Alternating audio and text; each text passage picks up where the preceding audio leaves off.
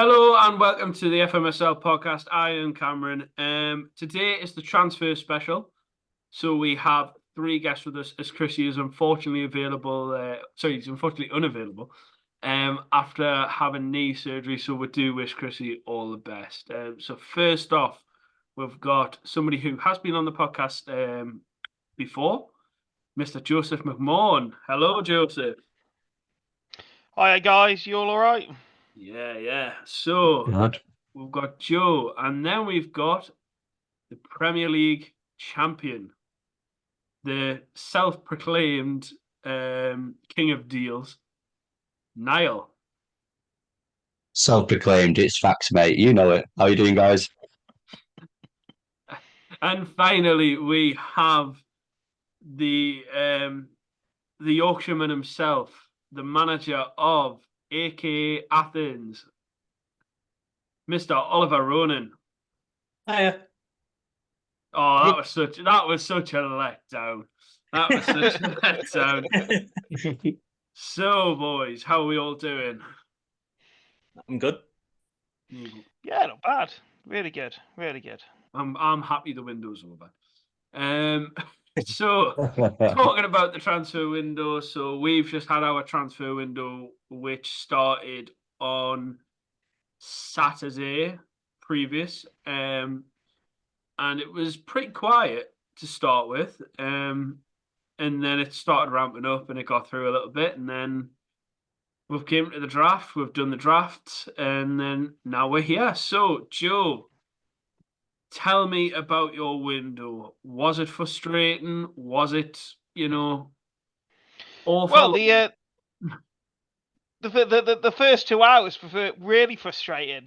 Definitely the first half an hour with the window opened, with specific talks with someone regarding a certain player. But after that, it got a lot better. So yeah, I think I had a good window all in all. Signed a big player. Yeah, you did. So why don't you tell us about your move for Vinicius Junior? Oh yeah, Vinicius. Yeah, it wasn't Bellingham, was it? No, you didn't get it. No, Vinny. Yeah, frustrated at first. I think we started talking on the Saturday night. I think we eventually got to a deal either. I want to say Monday or Sunday. I can't remember which day it was. It's that much of a blur as we know the window goes. But no, finally got him. Cost me, I think, a bit of an arm and a leg. But yeah, got rid of Delit and Barella, and 50 million of Reims' hard-earned cash. You did also get a player in on loan as well from Siren on an optional. I can't remember the guy's name now. It's totally run from my mind. But you definitely did get one as well. Yeah. So eventually this happened way after. I've got on a free loan Joan Gonzalez as a backup ball-winning midfielder for me. So yeah. No way. Hopefully he might get some minutes. He's sort of player that I've sort of bought in to shore it up towards games when I want to see it out. So we'll see how it goes. Yeah. So, I mean, you could have had Davy Blint on a free, but we'll not talk about that one. I thought he'd retired, mate. No, he was still.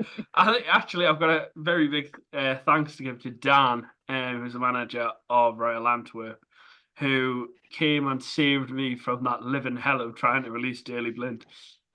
So thank you very much, Dan. But back to Joe. So do you think Vinicius is the best player you've signed this window? Because obviously you signed some big players last window, and your best player was obviously Leonardo Fernandez. No one's ever going to beat Leonardo Fernandez. He can sit in his shadow a bit, but no, definitely this window. Jokes aside, yeah, probably my best player I've signed.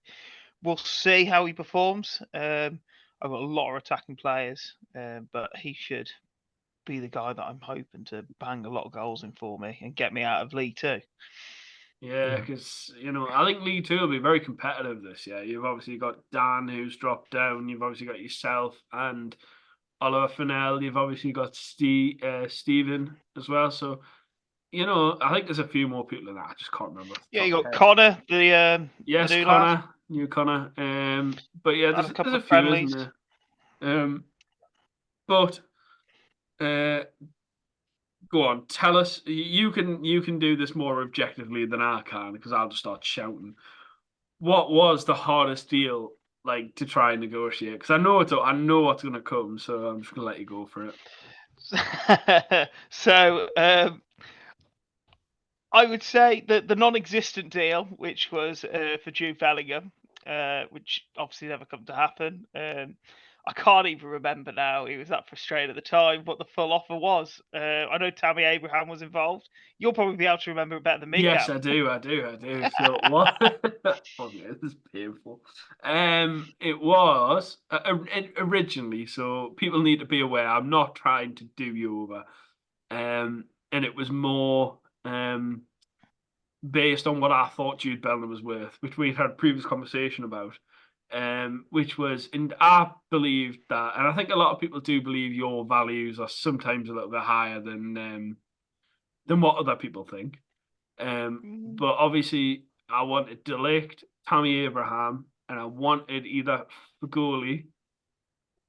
I swear it was Fagoli, and it was Fagoli or cash, it was probably you could have negotiated the cash and got like Jude Bellingham on probably like a 65 and something out. Like, do you know what I mean? Like an equivalent deal, but I was playing hardball and wanted 120 cash.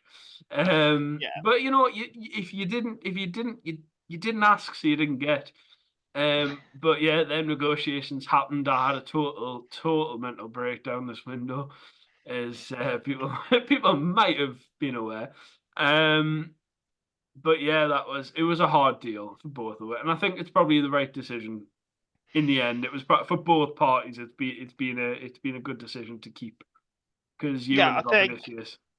if I'd have done that deal, it would have completely changed the whole window round for me. I think the Yeah. deal that I did for Vinicius in the end was probably a better deal than what I'd have probably managed to get Bellingham in for. So yeah, I think everything works out the way it does, and everything falls into place eventually. And if not, you have a cam window, don't you? Yes, you do have a cam window. And talking about people having a frustrating window, Mr. Oliver Ronan. Tell me about the window from your perspective. What was going on there? Well, it was very quiet for majority of the window. I got a few little deals through, like Bacecic from Stuttgart. I thought that were quite a good deal. And no one wanted my players, and I couldn't understand why. They were all very reasonably priced. Steals, some might say. Yeah, I would agree. Obviously, I believe you only sold two players, if I'm looking at this correctly, Esteve Yeah, and Garassi. Garassi. Yeah. Which I think that's a steal for 40 plus 20. I think that is an absolute steal.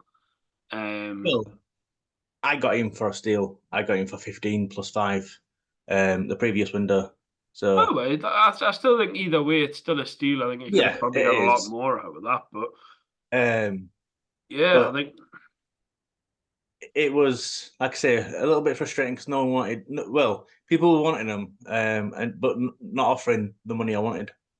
And Garassi's good enough that if you don't want him at the price I want to let him leave, then I'll just keep him and play him another season. But I negotiated with Rashmat, and he got him for like say 40 plus 20, which I was happy enough to let him go for that. And he had a few players in mind that I wanted to bring in who'd be cheaper than that anyway. yeah, I think I know, because we talk quite a bit, and I Mm. know you had a bit of a frustrating window when it came to trying to get some draft picks. Yeah. No, I don't. I mean, you can say what you want, but give me some insight into what that was like, because obviously you were very frustrated and really needed a draft pick. Yeah. Go. So it was Joe that brought up the draft pick in the chat, and Berman said, "Oh, I've got a draft pick you can have." And he goes, "Send me an offer." So I swooped in, sent him an offer of, I think it was like 5 million about 5 million, and he comes back with, "Oh, what about 7.5?" And I just wanted the draft pick, and I thought 2.5 million is not much of a difference. It's not gonna it's not a game changer. It's not gonna dent my finances too much. So I immediately agreed. And he comes back and says, "Oh, it's sold." And I'm like, "Well, why offer if it's not available?" And it was just frustrating. And yeah, he's on the blacklist. And basically, we've all had a list from time to time. Some listeners may remember John and his famous black book of people he didn't want to deal with and why. And I was constantly on that list for nothing, just for being me. I think all 40 managers were on that list at one point. Let's be honest. Probably. Sounds about right. Probably. So, Oliver, who was the player that you signed that is going to make that difference this season? if I'm honest, it's Alisson. Alisson in net. A really good goalkeeper can be the difference between losing a match and drawing a match, or drawing and winning. And just in the few games that I've played, he's like, I've been battered and he's kept me in the game, which I'm happy about. And yeah, I think he's the one who's gonna win me more points than he'll lose me points. I feel flattered by that because I just played you before. It wasn't you. Damn.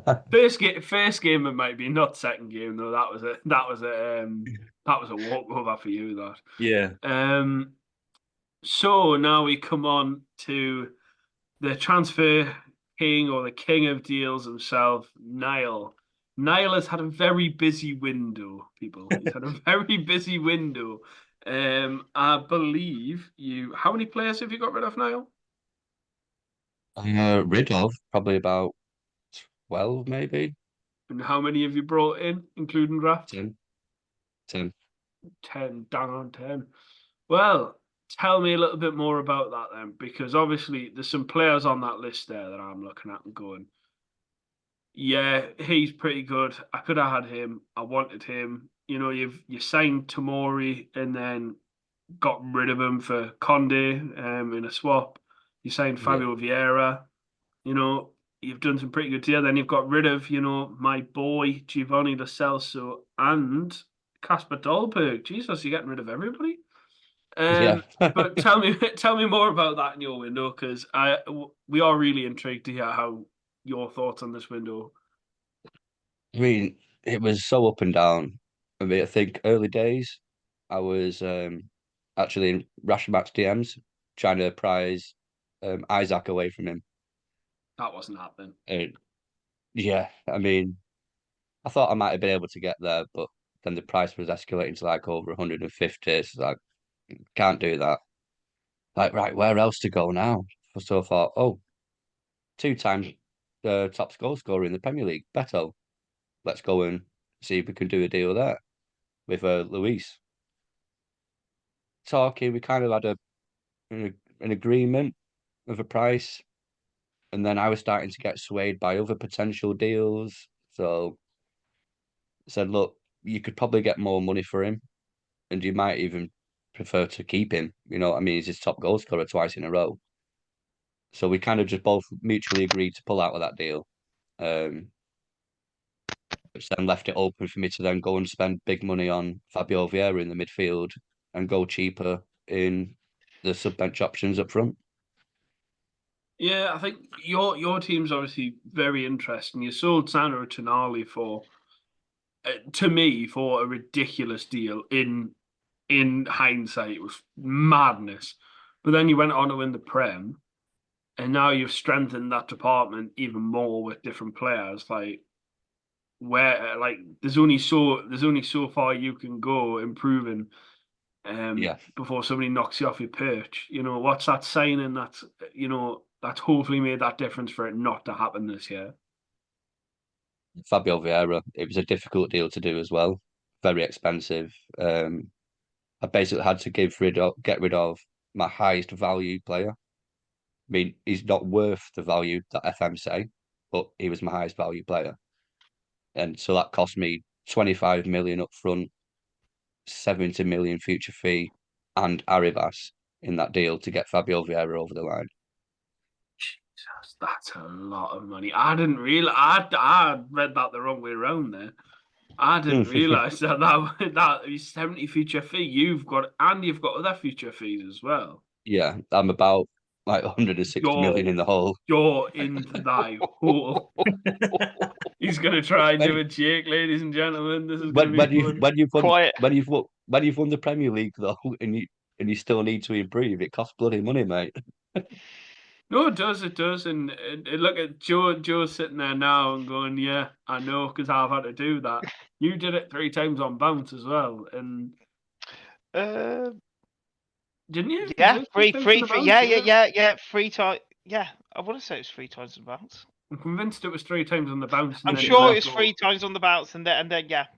I won the middle 3 last season. Lost season 1, then won 2, 3, 4, and then lost 5, 6. Yeah, but yeah. I know how hard it is to keep that team going and going and going. But yeah, as tough as it was to get that Vieira deal over the line, and as expensive as it was, the hardest thing to do was when I realised I'm gonna upgrade my keeper, and nobody was selling draft pick. Yeah, and I needed one more to be able to do it. That was late as well. That yeah, and I managed to get one for 2 million off Furman. But I was already speaking to Chrissy, the other guy that runs this podcast, about one of his defensive options off the bench. And he was saying, no, we can't do a deal with that. I want more and I'd like to use him. So I'm like, right, okay then. Right, Furman, here's your money for your draft pick. And then Chrissy comes back into my DMs and goes, go on, mate, have him for this price. I'll sell him for that. Right, 5 million less. Right, go on then. We did a deal. So I go back to Furman. I don't want to screw him over. And Cameron wanted a pick. So I'm like, just give Cameron the pick. Just swap. It's just swapping name. You're not losing money. Nope. Staying with you. We have the deal. Like, oh crap. So I went and sold Cam my other draft pick for 1 million less. So I'm in debt on that fucking payment. Just so I could have that draft pick to buy my keeper. And then I had to sell my most expensive centre back cover in the We Buy Any Player section. So I could afford this new keeper. So God, man, he's a 70 million defender, and I had to just get rid of him like that so I could get a new keeper. Yeah, nightmare. Yeah, that was. I mean, to be fair, it's helped me more than anything because I then got Lewis Miley, at a half decent price, and I know people were kind of, why the hell have you signed him? But for me, that was. You are a Newcastle fan. Well, it wasn't. Do you know what though? It wasn't that because he's a Newcastle player or what have you. It was he's got very decent potential. His determination's not there, but I think if he plays enough games in the sim, you know what I mean. He will improve. I think his potential was in the 150s. He's cheap enough as well, and he was never going to start, was it? Yeah, he was a fringe player, but I brought him on against. I've only played one friendly, one set of friendlies anyway against Oliver here, and I brought him on twice, and he did do all right. He wasn't terrible.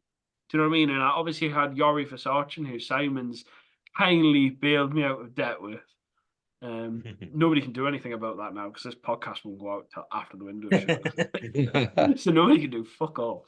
It's definitely worth it. It's a cheap option off the bench. Do it. He's never going to knock out. I think he was 6 plus 16, and obviously, as has been previously mentioned, I have had an absolute stinker of a window. An absolute stinker of a window. Same story every window for people that don't know Cameron. Do you know what though? It's not. I normally am able to sell and then buy. I have it in this year. It's been very difficult because people have only wanted two players that can't be sold, Lewandowski and Messi, because they were on optionals. I'd just signed them back on optionals. And then some, who was it? Mohamed wanted Ibanez, but I couldn't find any cover for the price that he was willing to pay. And then he went and So paid, difficult. I don't know, he went and paid a hell of a lot more money for somebody in the draft anyway. And I was like, you could have had Ibanez for the full fee and not had to pay for your fee. So it is what it I is. found it a lot more difficult to sell this window as well. Yeah, I think everybody did. Like everybody that I've spoke to, like Dan, even Chrissy, yourselves, it's been very difficult to sell anybody. And I don't know whether that's down to caution, whether that's down to there not being enough money, but I think it's a problem. I think a lot of it is I noticed, especially me being me with my valuations, like everyone goes on about, that the market price of everything seemed to drop. Players that you think would come closest to 100 million weren't going for 100 million. I think Oliver, your guy, I always can't say his name. Is it Guazi? He Grassi, that's it. So he normally you think would probably attract more like towards the 100 mil mark. What did he go for in the end? 60 overall. 40.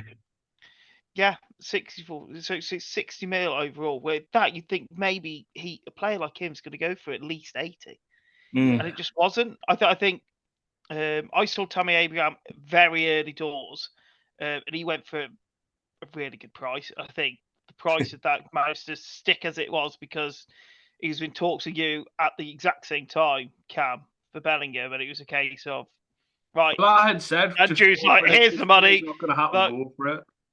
Yeah, Can I interject? so I think that helped with it. Go on. Because there's a really funny story with Joe that I think everyone needs to hear.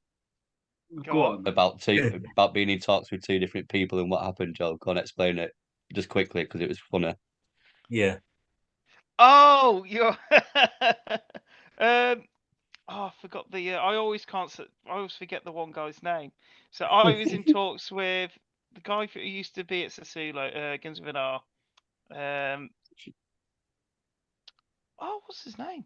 Ryan. No. Guns with an R. Rashford? No, not the manager. Oh. The actual player. He sold the same time. He's the striker. Raspadori, yeah. That's it. So right, Raspadori. I was in talks for Raspadori, and I was into also talks for Patrick Schick or someone else. And I'm talking to her both, trying to weigh up right. Who can I get on the better deal? And that'll be our side. Next thing I know, them two managers swap the players. Just do straight swaps. I'm out completely. I can sign no one. And I'm like, oh my God, what is going to happen? I sold my striker. Can't get anyone else. I'm not really looking at the draft for a striker because I've got other positions I want to fill. Don't know what I'm going to do. And then out of nowhere, Morata was suddenly available at an absolute steal. Yeah, he was a bargain, which to be fair. fair. Yeah. If I wasn't so involved with Harry Kane, that would have been my I would have went for him and picked somebody else up in the draft because he's just such a good price, And I think Joe might have frozen. Anyway, continuing on. Continuing on, we are going to move on to the best signings of the draft. Now, everybody here has made a starting 11 of players who have been drafted. The only rule is we couldn't pick anybody from our own team. So I'm going to rattle mine off first. It will appear somewhere on the screen. So in goal, Oliver had signed Alisson, as previously mentioned, for 99 million.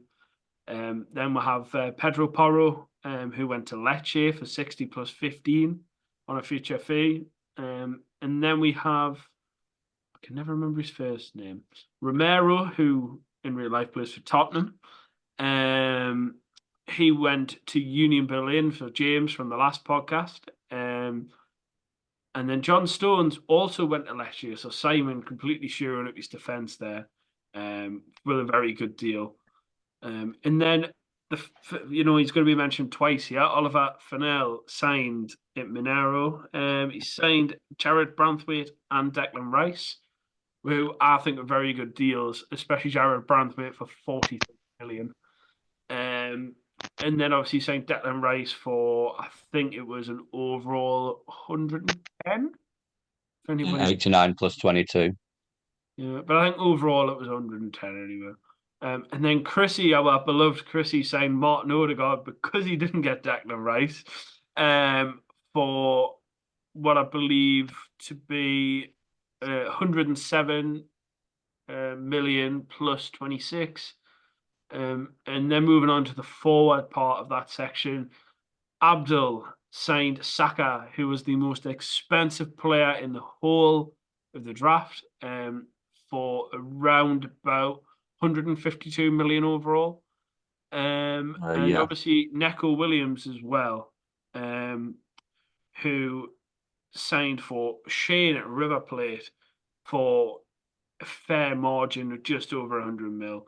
And up front, because I couldn't pick Harry Kane, I have picked my other two targets that did go pretty much straight away, and I will be coming for one of them. So Jay Stansfield joined Monza for a deal of 31.2 million plus 7.8 million, and I am going to butcher this name so badly.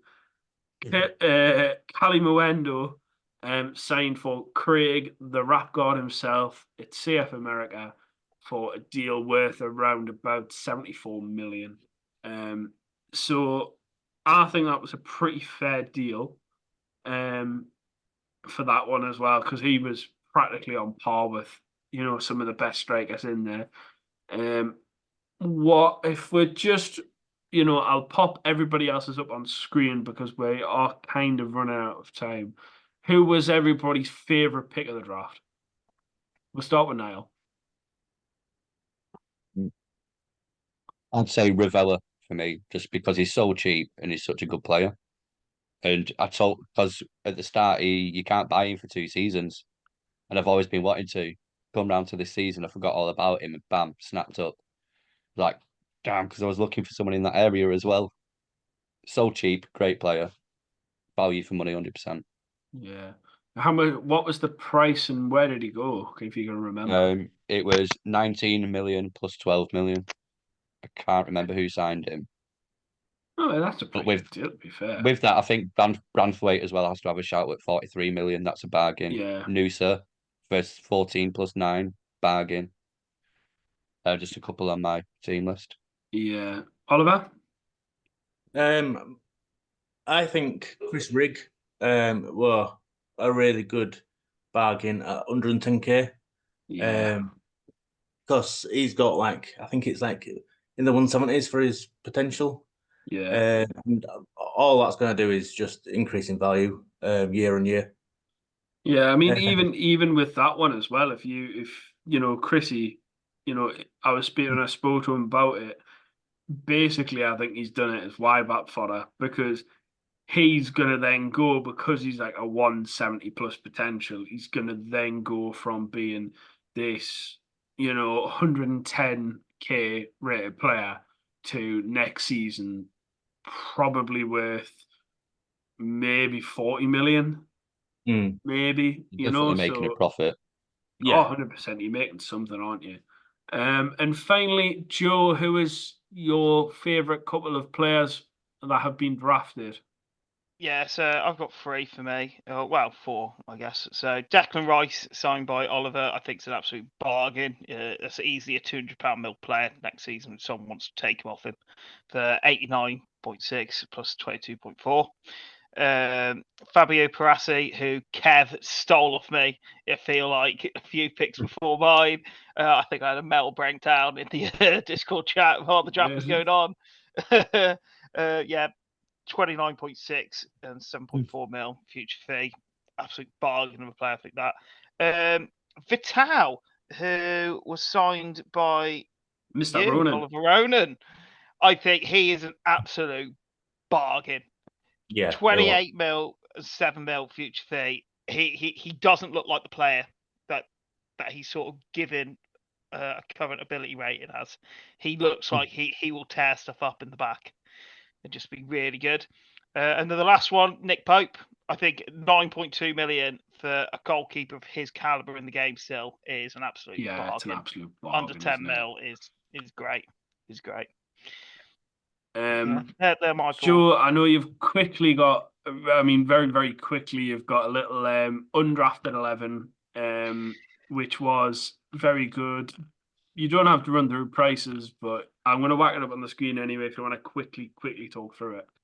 Yeah. So Courtois in goal. I thought the fact that obviously yourself, Oliver, signed Allison, I thought Courtois, the price that he was at, a bit less. Goodbye. Nathan Patterson, right back, really goodbye. Gabriel, who was going to be my choice if I didn't get Mickey van der Ven. I can't believe that guy is not gone when you see other players going like Guay from Palace and Rudiger. Rudiger as well. You see the price that he's at, 99 million. You can split them fees. Marquinhos at his age, when you saw Stones go as well, similar age. Reinaldo from Atletico Madrid, really good price as well. Dominic Szoboszlai, who lots of people rate the game for around that 150 mil mark. Florian Wirtz, who was transfer listed in the database for just under 100 mil. 90 something, I think it was 98. Really good player. Phil Foden and Luis Diaz coming in around that 200 mil mark. No one actually went near the 200 mil in the end. I think close we got was maybe like 160 or something in the draft. So them two, I thought might have gone. 150 was Saka, I think. Was it? Yeah. There you go. When you see them two, you think you normally see at least one player go at just over that 200 mil mark. Foden was 200 mil. I think Luis Diaz was 202 mil. Richarlison was transfer listed for 65 mil, so I think he would have been a really good bargain for someone. And one player that me and you, Niall, go on about every window, I've looked to get him in the past and then changed my mind last minute, is Peter Musa from Benfica. Really good player, real cheap price for what he is all the time as well. I think 35 mil, which you can split as well. So, he's only that much. He's only that much as well because it's season 3 now. He's a lot cheaper than that at the start as well. Right at the start, I think he was coming in like under 20, and you just think, why I think is it was like this guy 12 or 17 million or something, wasn't it?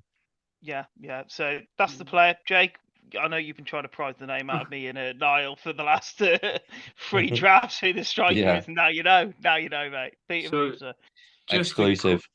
Just to quickly wrap up the biggest deals of the window. So obviously the most expensive player in the draft, and I think the most expensive player overall, really just is a one-player buy, was Bukayo Saka, who went to Abnel's Transport for a deal around 152 million. But the biggest overall internal deal we've already spoke about is Vinicius Junior joining Reims for obviously Barella, De Ligt, and £50 million.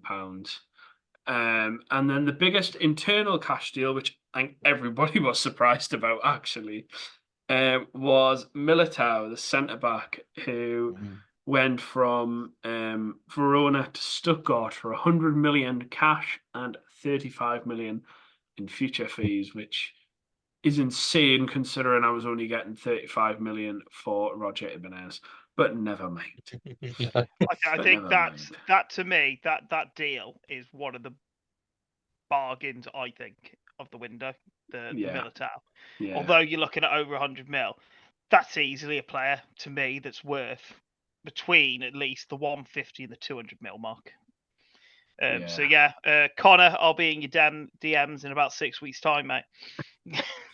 It's a transfer ban. No, it's still all right. When this is being recorded, we're still all right. Still in the window. So I just want to say a big get well to Chrissy. I know all the lads do as well. Yeah. We know you've retired from any Sunday League football for the foreseeable, so this is the closest you're going to get to any of it. But I want to say a thank you to you guys for coming on and spending your Friday night talking to my ugly mug. So thank you to Niall, Oliver, and Joe. I also want to give a big shout out quickly to the admins for this transfer window. It has been not as hectic as normal but it has been a busy window, and I do just want to appreciate them as well. So thank you very much, guys, for coming along and listening to the FMSL Podcast Transfer Special, and we will see you somewhere down the road.